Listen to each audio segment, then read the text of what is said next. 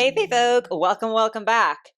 I got a whiteboard now, so prepare for me to be like absolutely insufferable with that. So we are kicking off the whiteboard videos. We're putting this baby to use for the first time with what I personally think is going to be an absolute banger of a video, and I hope you all agree. My cat off camera does agree. And we're going to be looking at the Monster High Greek mythology family tree. Now, just like a couple of little tidbits to talk about before we get into it. Reese is off camera. As I said, I don't even know if I'm in frame anymore because I'm leaning to pet her. She is probably going to be yelling at me for like a good chunk of today's video just because whenever she hears me speaking, she wants attention, which is fine. Like, I love her. I love that she's like, she wants that from me. But because of the position now, I'm not at my desk. It's not like I can have her hop up and I can pet her while I'm doing it. It's going to be a little bit harder to appease my beautiful cat, so you might hear her cries in the background, and I am sorry in advance. I also have no idea what the lighting situation is really like because I could not use my typical lights that I use to film because whiteboard slightly more reflective and you weren't going to be able to see anything, and it's kind of important that you see things on the whiteboard that I have. So, Greek family tree in Monster High specifically. Not too long ago, I did a video where I talked about just like different religions being represented in Monster High, and the consensus of that video, if you haven't seen it, go check it out, was that there is a lot of Greek inspiration in Monster High Gen 1, just to clarify. I'm sure there is a lot also in G3. I haven't analyzed it as closely, but in G1 specifically, there is a lot of Greek mythology that is represented. There's so many characters that are related to and descended from Greek figures. And so because of that, I thought I can put together a family tree. We already know that canonically, for example, Deuce and Viperine are cousins. And that's more a well-known fact, but so many characters are all technically related, just somewhat somewhat distantly sometimes. And so I was just like, okay, I'm going to take all the characters that are related to anyone from Greek mythology, and I'm just going to plug them into a family tree, and I'm going to put it together. When I say plug in, I did do all of this by myself. I didn't plug it into anything and have it spit me out, oh yes, this is there. I didn't take an existing Greek family tree, which I probably should have. That probably would have been so much easier for me to do, but I didn't do that. Instead, I just painstakingly looked up the parentage for every next step, starting at the Monster High students and then going upwards. So yeah, with that though, I do need to say that there are different versions of these Greek myths. They are ancient myths. They've been retold time and time and time again. And so some of the information might be incorrect in the sense that it's a myth, but it's not, definitive. There might be other explanations for the parentage of some of these people or how some of these people are related. I'm just going with the ones that either I was most familiar with because I was familiar with a good chunk of this family tree just from being interested in Greek mythology when I was younger. And then anything else, I just went with the first mythos that I could find. So I do recognize that there are going to be things that might be halfway accurate or sort of accurate because it's it could be this or it could be that. Sorry if I didn't use the myth that you're more familiar with or that you prefer.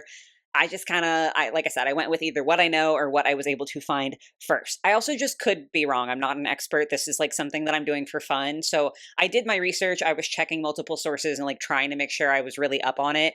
But also, it's not like I went to school for this. You know what I'm saying? And then finally, I think the last disclaimer we need to get through is the fact that I am certainly going to pronounce something wrong in this video. And I'm just sorry in advance. I'm not going to, I'm going to really try hard not to apologize for the rest of the video for that. It's not malice. Sometimes my mouth don't work how it needs to be working. So, with all of that out of the way, let's jump into the Greek family tree. I really wanted to be cool and do the transition in a really satisfying way, but unfortunately I'm weak and I do need two hands for this.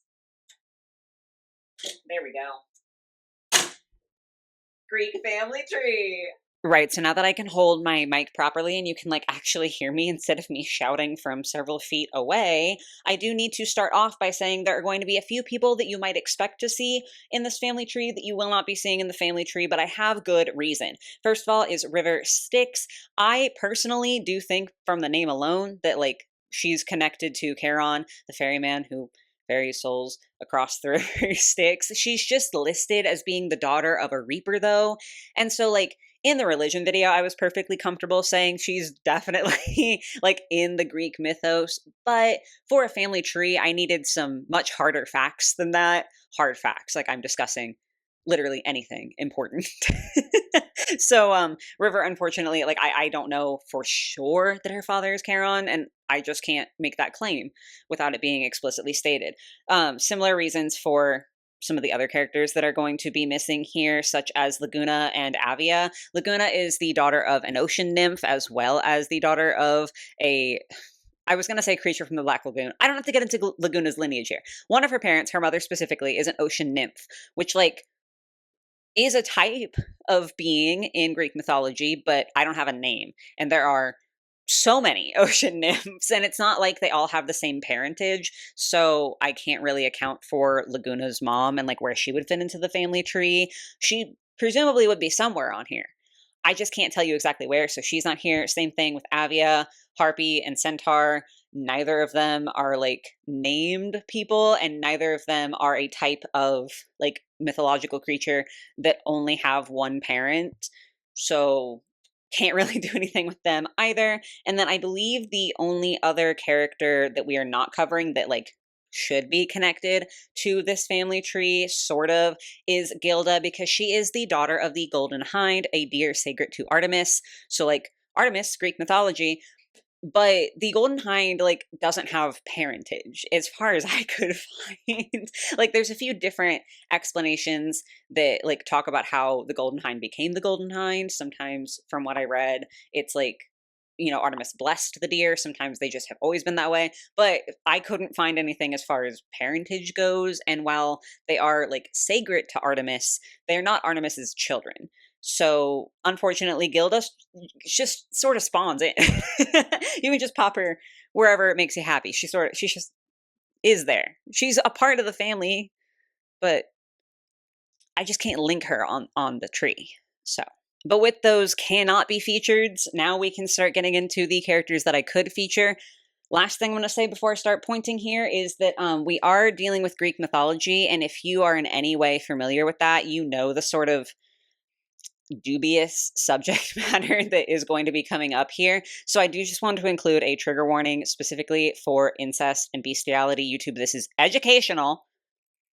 Don't be mad at me for saying those words, but we do need to have a trigger warning for that because Greek mythology is a wild place. So if any of those things bother you, I get it.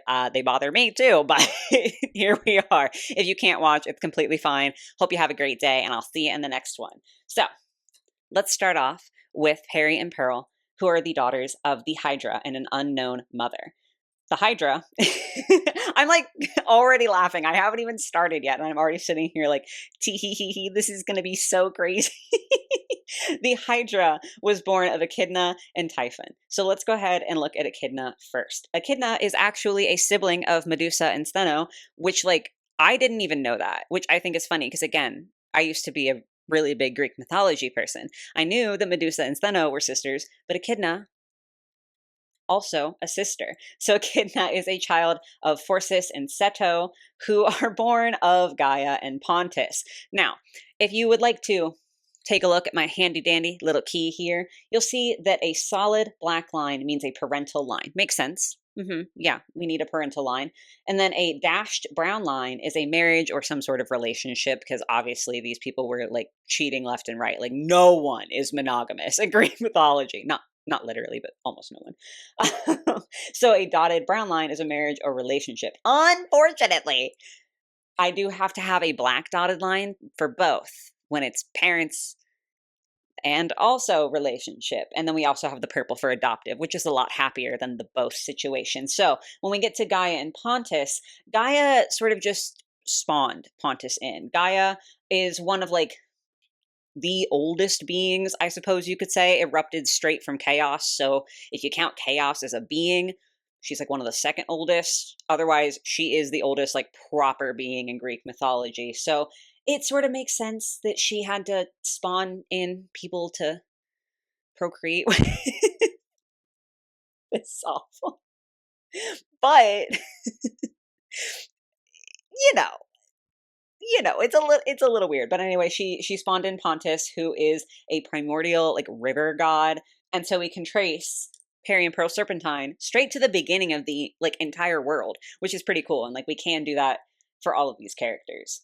But it's kind of fun to see how close they are, and we are going to see later on in this video which characters are, like, the most closely related to gods and titans and, like, these super powerful beings of Greek mythology. So Perry and Pearl, pretty solid up through here.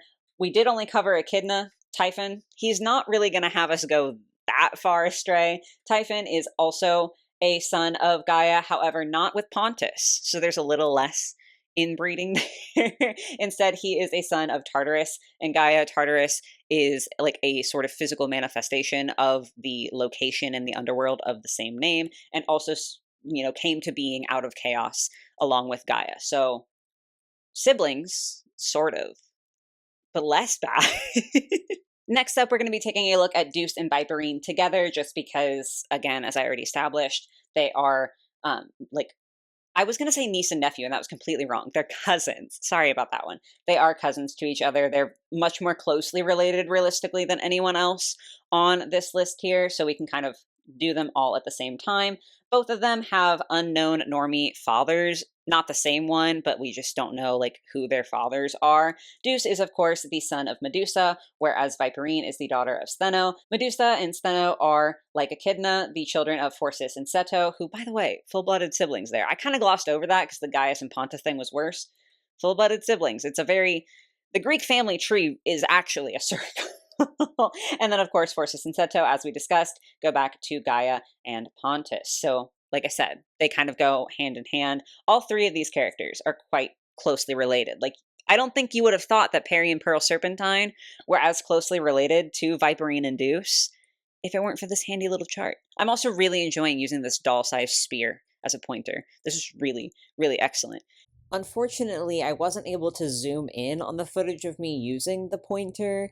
Like, you've probably noticed that it's B-roll footage of the family tree when I'm zooming in on it. That was just, a little learning exercise, first time using the whiteboard. So sorry that you all aren't getting to enjoy the pointer with me. Hopefully next time I'll figure something else out. We'll experiment. Anyway, though, moving on to Posi. I always want to say Posiea. I have no idea why I'm trying to add so many vowels in this girl's name, but Posi. We do not know who Posi's mother is. That is the case for a lot of these characters.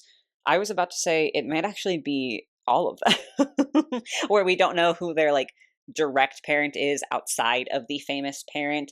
But she is a direct child of Poseidon. So she's, like, right up there with the important big boys. As I said, we're going to discuss that later in the video. Poseidon is a son of Kronos and Rhea, who are titans. And then Kronos and Rhea are the children, or some of the children, of Gaia and Ouranos. Again, Gaia sort of, like, spawned Ouranos in.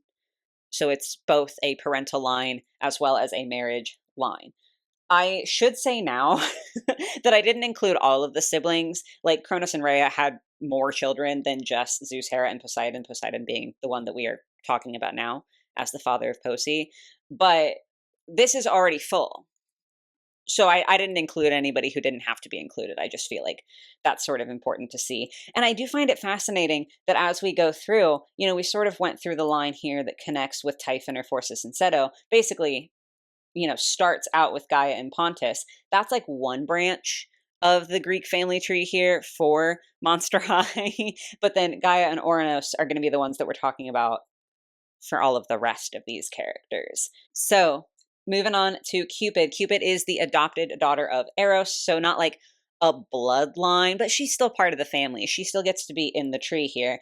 Eros is the son of Ares and Aphrodite. And Aphrodite is interesting because, like, the closest thing to a parent that I would say she has is Ouranos.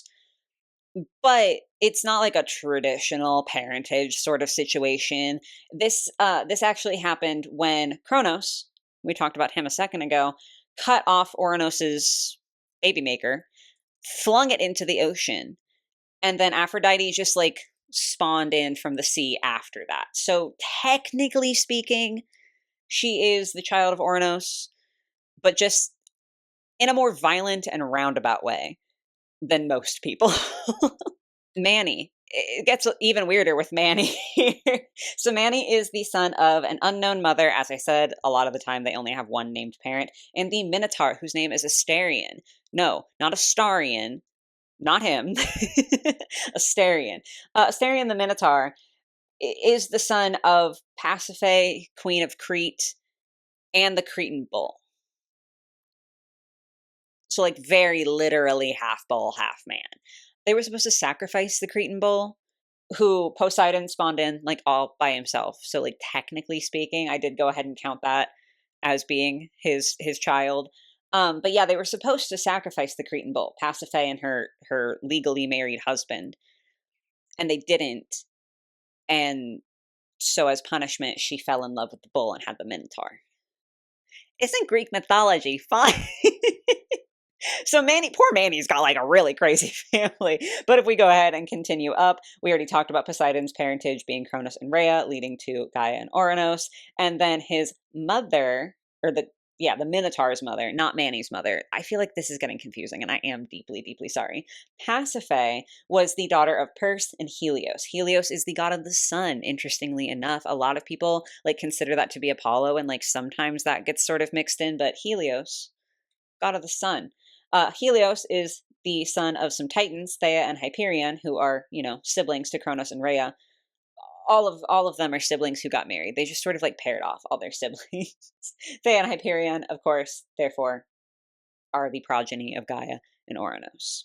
Getting to the end of going through the tree, believe me, we have a lot to talk about, though. You're going to see the runtime of this video. Then we have...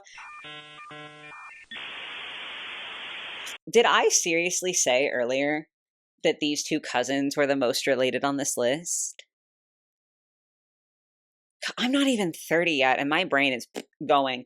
Siblings, the actual most related people on this list. We have Costaphirs and then Speldin, and they are, of course, children of Circe and an unknown father. Again, we just don't get another name. Circe is a sibling to Pasiphae, interestingly enough. So once again, we're going up the line from Perse to Helios, and then to Thea and Hyperion, all the way up to Gaia and Oranos. And that just leaves us with Wedona way down here. I'm just now realizing, I apologize, that when I was talking about Cupid, I got up to Aphrodite and Oranos and completely forgot to talk about Ares. Ares is the son of Zeus and Hera. Yes, they are married. Yes, they are siblings. Zeus and Hera also are children of Kronos and Rhea, so they also go back to Gaia and Oranos. Apologies for that. Back to Wedona down here. I will say, her research was a little bit more difficult for me for two reasons. First of all, this is just a branch of the Greek mythology family tree that I personally was a lot less familiar with. Like everyone over here, every other name we've covered, I didn't always know like exactly where they slot in, but I have heard all of these names before, and I sort of am vaguely aware of like their role in Greek mythology. Like I know some of the stories, right? But going up this line, I was a little bit lost at some points, so extra apologies with that. If I happen to be wrong on anything, I was doing my best. Second problem we had was just a little bit removed from Wedona here. Wedona is the child of an unknown father, and then Arachne, the famous weaver who was turned into a spider after besting Athena at a weaving competition. Arachne is the daughter of an unknown mother and a guy named Idmon. Idmon was an absolute nuisance for this video. Because here's the thing. There are more than one Idmon in Greek mythology. But there's one that's like a lot more famous because he sailed on the Argos with Jason. He was an Argonaut. And so when you look up Idmon Greek mythology, you get that guy. That's not our guy. That's not this guy. I didn't need to know about that. I didn't want it. And I don't know if you guys have this experience or if I have just become out of touch and bad with technology as I've aged. But even taking aside the AI bullshit summary that Google provides us, because that's just wrong most of the time. Like I just don't even look because it's mostly, I feel like, untrustworthy, and also I'm not trying to support AI. But even without that, even not like thinking about the Google AI, everything else on Google results just feels like it doesn't give you what you want anymore. And I'm asking a very coherent question. I'm literally just sitting there like, Idmon, father of Arachne. And it's like, you want the Argonaut. No, I don't. I don't want the Argonaut. As it turns out, what I wanted was Idmon, son of Aegyptus, one of Aegyptus's 50 sons. So yeah, Idmon had an unknown mother. I finally cracked the code. I'm acting like this was insanely difficult. It just took a couple extra Google searches. But Idmon had an unknown mother and was one of the 50 sons of Aegyptus, king of Egypt. Makes sense with the name. Going with Aegyptus, now we're going to start having things get slightly more complicated because we're going to have to follow a bunch of different branches. I apologize. Aegyptus is the son of Belus and Achero.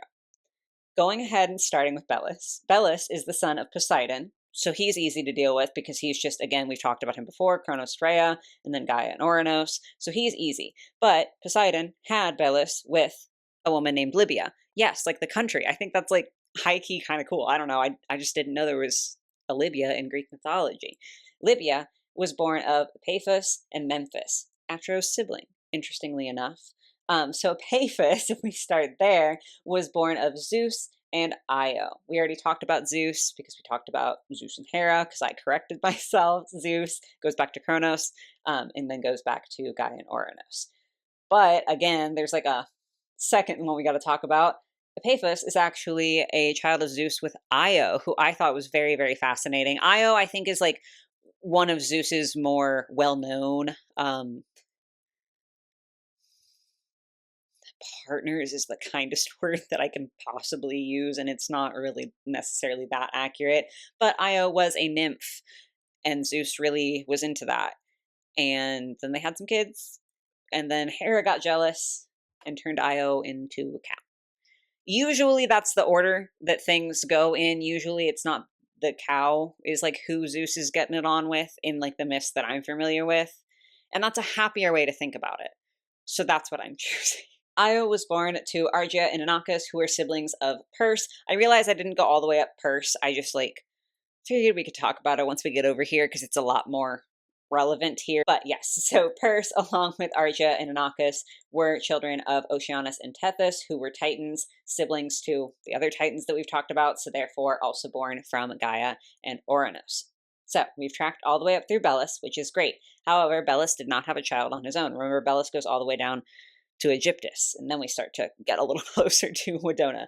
So the other component here is Atro. Atro had an unknown mother, but her father was the river god Nilus of the river Nile, which I think is pretty cool. Also a sibling of Argia, Inachus, and Perse. So again, a child of Oceanus and Tethys.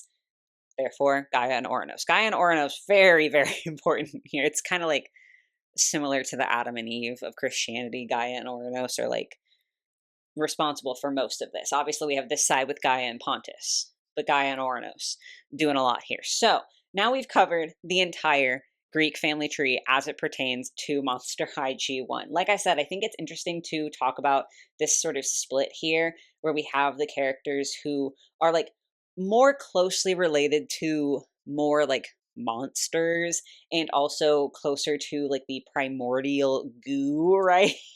And then on this side, we have characters who are going more into sort of the perhaps most familiar aspects of Greek mythology and really getting involved with like the gods and the titans that a lot of people have heard the names of. But just going over this, as I've alluded to, not enough for me. I immediately was like, who is the most godlike? Who is like the most just related to like the sources of power in this world, right? So allow me to grab my phone, put my little pointer down because I've answered that question. So going ahead and starting off with the obvious, Wedona is the most removed from anyone who is like in these positions of being like titans and gods, like these very powerful characters of Greek mythology. We had to go real far up the family tree to even like connect to her. So she is definitely the least godlike, I suppose you could say, out of anyone on here, with the exception of of Cupid. given that Cupid isn't technically blood related to Eros, and we actually don't know Cupid's true parentage, so Cupid could actually be like way up here for all we know, but she could also be like literally not even a part of this at all. So Cupid technically is actually the least, but Wedona, from the ones we can like track with their blood specifically, is the least related to any of the gods and titans on our little like chart here. Now, Manny is also like decently far removed. He is 3 steps away from Poseidon. So, like, that's not crazy, right? Like, that's not super far off as much as Wedona, but it's not nearly as close as some of the other characters that we're going to be talking about. So, he is, again, 3 steps away from Poseidon, 4 from Helios, who is also a god. So, like, they're sort of on the same level. So, he's got it coming from both sides. I don't know why that's funny to me. And then, of course, 5 to Thea and Hyperion, the Titans. So he does have like a decently close relation to these like most powerful beings. Perry and Pearl, as well as Deuce and Viperine, are also similarly like leveled, I suppose you could say. Perry and Pearl are on one side of the family tree, 3 generations removed from Gaia, and then on the other side, 4/5, because again of like the child and also relationship situation with her and Pontus. It kind of makes the numbers complicated here. And then as far as Deuce and Viperine, they are 3 to 4 away from Gaia. Again, depending on whether you're going straight to Gaia or whether you're popping through popping through Pontus. That's a good way to put it. I guess I could be using this. I can carry everything in this hand. Spelden and Costa are quite closely related to the gods and titans, given that they have Circe as their mom, and then their grandfather is Helios. Their grandfather is a god, and then their great grandparents are titans. So they're pretty close, but by far, Posi is the most like godly or the most titan like that we have to talk about today, because she is a direct descendant of a god. She's the only one where it's 0 steps removed. Like, she's right there. And then of course Poseidon is a direct descendant of Kronos and Rhea, so her direct grandparents are titans. So look out for Posi. Like, she's just chilling out, kind of doing her thing, behaving. She's got a lot of power in her. However, there's one other question that is maybe in bad taste, but like, you can't look at the circle that is the Greek family tree and not ask this question, at least not if you live in my head. So now we get to the last topic of today's video, and definitely the weirdest one, which is incest. That was not as smooth as I was hoping, but it was funny, right? Let me flip this back around.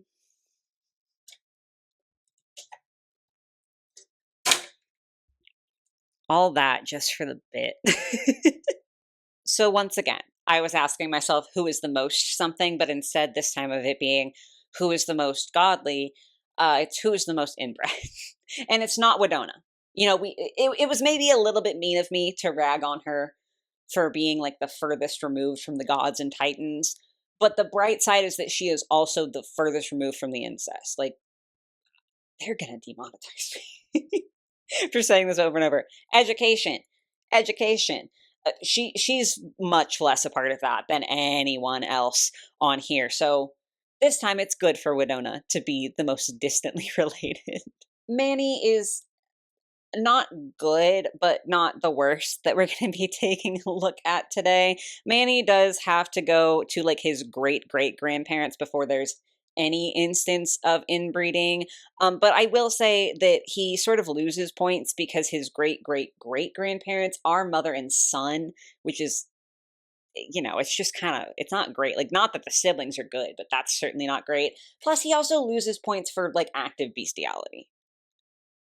I can't ignore that. Like, I understand it's not inbreeding as much, but golly. So Manny, not in a great spot. Spelden and Costa also not doing super duper. As you can see, they're closer to the top here, so inherently they're going to be a little bit rough. I mean, we've got their parents are fine, grandparents are fine, but then their great-grandparents are siblings, and then their great-great-grandparents are mom and son. So again, it's not looking good. Everyone's a little bit messed up here. It's just kind of the degrees that we're looking at. We're going to go ahead and skip over to Perry and Pearl for a second here. They are not good through the line of like Typhon, but they're slightly better going up through the mom or the grandmother's line, like Echidna's line. It's a little baby bit better. Of course, we do have siblings here, and then we do have, you know, basically siblings with Tartarus and Gaia up there, so that's not super. But when we go ahead and take a look at Perry and Pearl, it does take going to like the great grandparents before we have a problem of siblings. But the great great and also the great great great, depending on which way you're counting it, are mom and son, because we do have the connection with Pontus here. So they are a little bit further removed going through one way, but it's really circular in this direction. And then lastly, we have Deuce, Viperine, and Posey, who we're actually all grouping together, even though they're from like separate branches of the family, right? Like you would not necessarily think that they would be on the same level, but they are all the same level of inbred, because with Deuce and Viperine, we have their parents are completely fine. However, their grandparents are unfortunately siblings, and then their great grandparents are mom and son. And then if we go ahead and look at Posey here, again, parents are fine. We come to a problem when it comes to her grandparents, Kronos and Rhea. And then again, even though it's with a different like person, her great grandparents are mother and son. So fascinatingly enough, this trio here, this little grouping over here, are the most inbred of Monster. Yeah.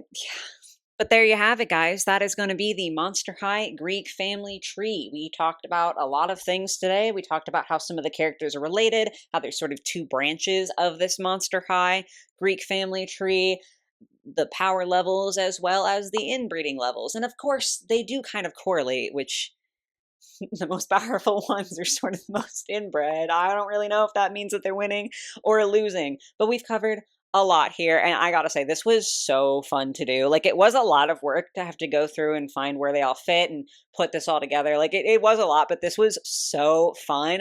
I'm sad that I don't think that there's really any other like lineage that I can do this with in Monster High. Like, it's not as though I can also do it for like traditional French characters, because there's not enough. So this is probably going to be the only family tree video that we get to do on the channel.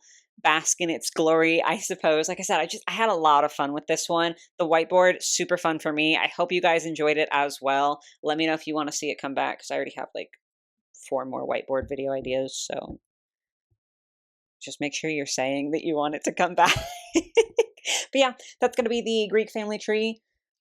Let me know what your thoughts are on it. I hope you had fun with this one, guys. I hope you have a lovely rest of your day or your night or whatever it might be, and I will catch you in the next one. Bye, guys.